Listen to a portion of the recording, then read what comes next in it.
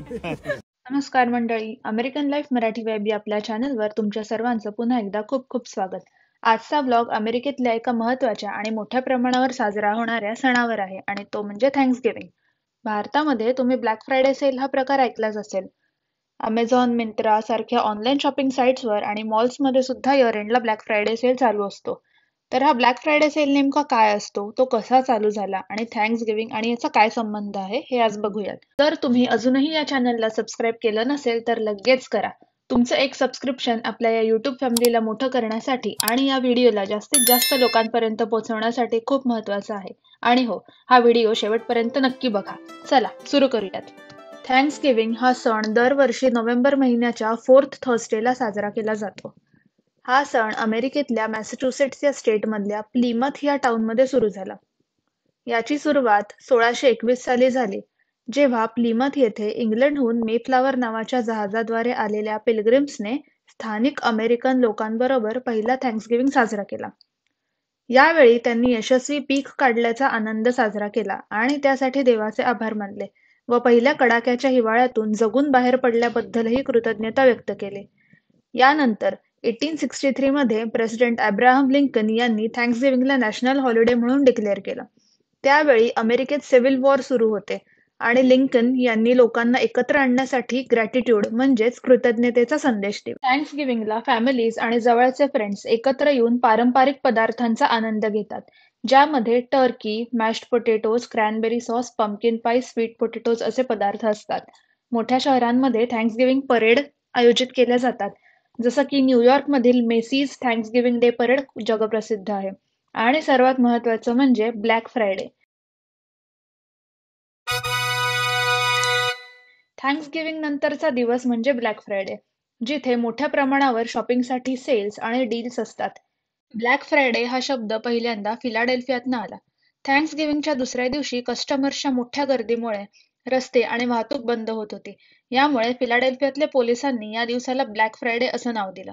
पण रिटेलर्सनी या शब्दाचा लॉसमधून प्रॉफिटमध्ये जाण्याचा दिवस असा सकारात्मक अर्थ तयार केला. या दिवशी दुकानांमध्ये प्रचंड गर्दी असते. ब्लॅक फ्रायडेला सगळीकडे 50 to 80% ऑफ असतो. आधीच्या काळात जेव्हा इंटरनेट नव्हतं, तेव्हा अमेरिकेमधले लोक रात्री 3 वाजल्यापासून दुकानाच्या बाहेर टेंट टाकून आणि रांगा लावून बसायचे. म्हणूनच आजकाल रिटेलर्स ब्लॅक फ्रायडे सेल थँक्सगिव्हिंगच्या आधीच सुरू करतात आणि संपूर्ण आठवडा हा सेल चालू असतो. याचबरोबर शॉपिंग्सला प्रमोट करण्यासाठी थँक्सगिव्हिंग नंतरच्या सोमवारी सायबर मंडेची सुरुवात झाली, ज्यामध्ये मेनली इलेक्ट्रॉनिक प्रोडक्ट्स आणि गॅजेट्सचे डील्स असतात. चला तर, आज या ब्लॅक फ्रायडे सेलचा एक्सपिरियन्स घेण्यासाठी आपण एका रेंथम नावाच्या फॅक्टरी आउटलेटमध्ये जाऊयात. दुपारचे 2:30 वाजत आलेत आणि आम्हाला एवढं वाटलं नव्हतं की इथल्या इथे गर्दी असेल. बिल्डिंगमधनं बाहेर निघून आणि प्रचंड गर्दी दिसते.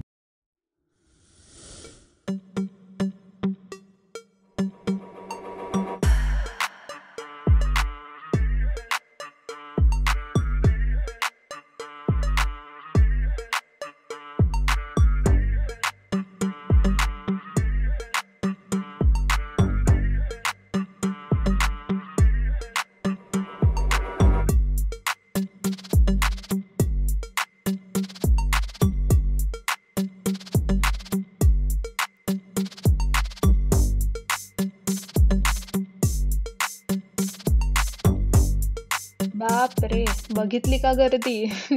अंधार पडायच्या आत पोचलो हेच चांगलं झालं, कारण की 4 वाजता अंधार पडणार आहे. ठीक आहे. रॅन्थम विलेज प्रीमियम आउटलेट्स हे मॅसेच्युसेट्स मधलं फेमस शॉपिंग डेस्टिनेशन आहे, जे बॉस्टन पासून 45 मिनिट्सवर आहे.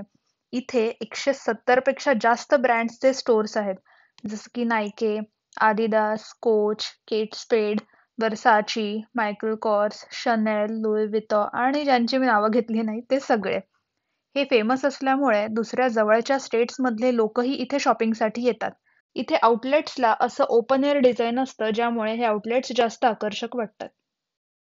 इथे इतकी दुकानं आहेत की जर ब्रँड शोधत बसलात तर शॉपिंगच्या ऐवजी वॉकिंगच होईल. अशा वेळेला हे ठिकठिकाणी लागलेले डिस्प्ले स्क्रीन्स खूप कामात पडतात, जिथे तुम्ही तुमचा फेवरेट ब्रँडचं नाव टाईप केलं की लोकेशन आणि मॅप लगेच दिसतं. ही सोय खूपच चांगली आहे, नाहीतर शॉपिंग करण्यापेक्षा दुकान शोधण्यातच वेळ गेला असता, जो माझा अजूनही कधी कधी जातो. आपण इकडे आता नायकीचं स्टोअर सर्च केलंय आणि आपल्याला त्याचा मॅप मिळालेला आहे. So let's go to Nike.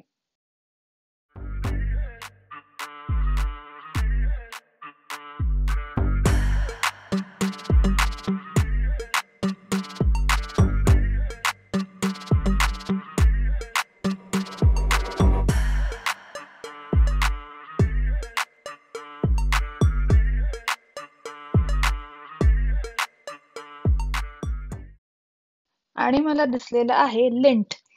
हेच ते जगप्रसिद्ध स्विस चॉकलेट जे NRIs नेहमीच भारतात गिफ्ट म्हणून घेऊन जातात. सगळ्यांचं फेवरेट असणारं हे चॉकलेट प्रीमियम क्वालिटीचं आणि 25 पेक्षा जास्त फ्लेवर्सचं आहे. चला तर मग काही गोडसर शॉपिंग करूयात.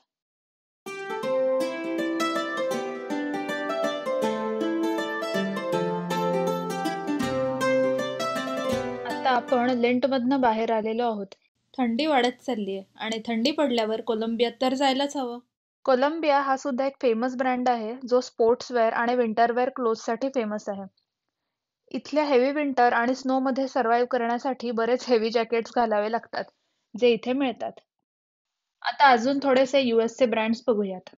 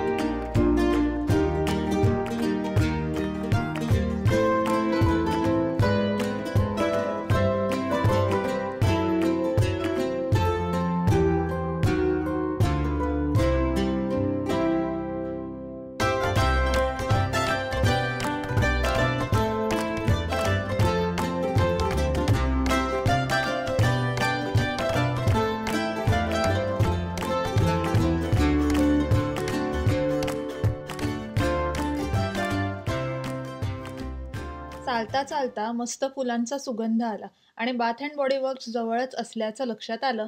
मग काय, ज्यांना perfumes, body lotions, hair sprays आणि सेंटेड कॅन्डल्सची आवड आहे त्यांच्यासाठी हे पॅराडाईसच आहे. इथे गिफ्टिंगसाठी खूप ऑप्शन्स आहेत. अमेरिकेत लोकांना सेंटेड कॅन्डल्स खूप आवडतात आणि इथे बऱ्याच व्हरायटीच्या सेंटेड कॅन्डल्स आहेत जे लोक एकमेकाच्या घरी गेल्यावर गिफ्ट्स म्हणून सुद्धा देतात. आणि वेगवेगळ्या फ्लेवरचे हे हँड सॅनिटायझर्स तर एकदम बेस्ट. एक मात्र नक्की, इथे आलं की तुम्ही रिकाम्या हाताने बाहेर जाऊ शकणार नाही. आपली आजची शॉपिंग झालेली आहे. 6 वाजलेत आणि थंडी खूप असल्यामुळे काहीतरी गरम खायची इच्छा झाली. म्हणून आम्ही गेलो आमच्या फेवरेट प्रेट्झेल्सच्या शॉप आंटी एनीजमध्ये. या प्रेट्झेल्सची चव एकदम तूप साखर पोळीसारखी लागते. आणि आता घरी निघालो. आज शॉप्समध्ये बरीच गर्दी असल्यामुळे काही क्लिप्स खूपच फास्ट काढाव्या लागल्या. पण तुम्हाला हा शॉपिंग एक्सपिरियन्स कसा वाटला ते कमेंट सेक्शनमध्ये नक्की सांगा. आणि लवकरच या वर्षीचा पहिला बर्फ पडणार आहे. इथे नॉर्थमधला विंटर हेवी आणि बघण्यासारखा असतो. सो लवकरच विंटर ब्लॉग सुद्धा येतील. तुम्हाला इथल्या विंटर ॲक्टिव्हिटीज किंवा क्रिसमसबद्दल काही जाणून घ्यायचं असेल किंवा काय काय बघायला आवडेल ते कमेंट सेक्शनमध्ये सांगू शकता. आणि हो, आपलं एक इंस्टाग्रामचं चॅनल पण आहे ज्यावर मी फ्रिक्वेंटली स्टोरीज आणि पोस्ट्स टाकत असते. त्याची लिंक मी डिस्क्रिप्शनमध्ये ॲड केलेली आहे. सो इंस्टाग्रामवर सुद्धा फॉलो करू शकता. आणि हा व्हिडिओ आवडला असेल तर लाईक करा आणि तुमच्या फ्रेंड्स आणि फॅमिलीबरोबर शेअर करा. पुन्हा लवकरच भेटूयात.